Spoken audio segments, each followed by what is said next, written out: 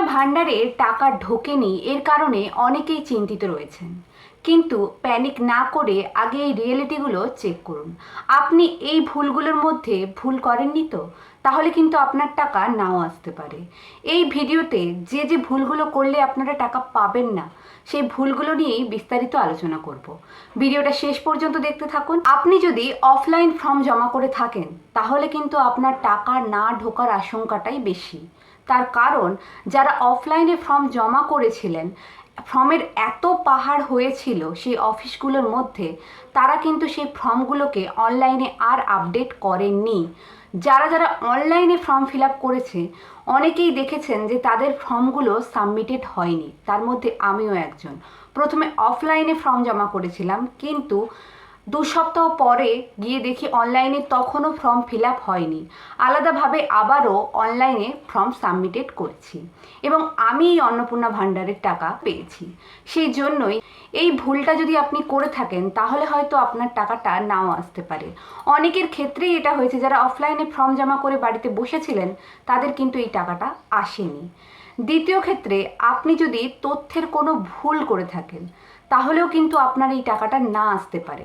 এবার আপনার যদি আধার কার্ডের সাথে ডিবিটি লিঙ্ক যে ব্যাংকের সাথে করা আছে, সেই ব্যাংকের সাথে যদি কোনো প্রবলেম হয়ে থাকে, তাহলেও কিন্তু আপনার টাকাটা না আসতে পারে। আপনার যদি জয়েন্ট অ্যাকাউন্ট হয়ে থাকে, সেক্ষেত্রেও আপনাকে কিন্তু একবার যাচাই করে নেওয়া দরকার। মানে যে আধিকারিকরা আছেন বিডিওতে কিংবা পঞ্চায়েত অফিসে, তার থেকে একবার কনফার্ম হয়ে নেওয়া দরকার যে জয়েন্ট অ্যাকাউন্ট থাকলে টাকাটা আসবে কিনা।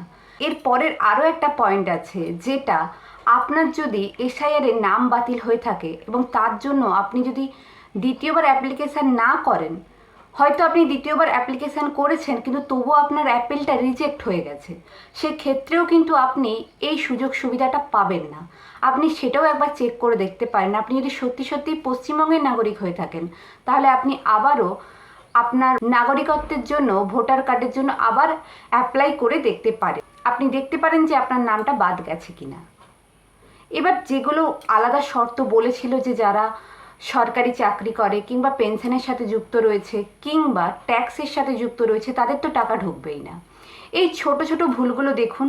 আর ফর্ম ফিল আপে কোনো ভুল করেছিলেন কিনা, মানে নাম, পদবি কিংবা আধার কার্ড নাম্বার, এইগুলোর সাথেও যদি কোনো মিসম্যাচ হয়ে থাকে, তাহলেও কিন্তু আপনারা এই টাকাটা পাবেন না। কারণ যারা সঠিকভাবে ফর্ম ফিল আপ করেছেন, তারা কিন্তু প্রত্যেকেই টাকা পেয়েছেন, অনেক অন্নপূর্ণা ভান্ডারের টাকা পেয়েছেন।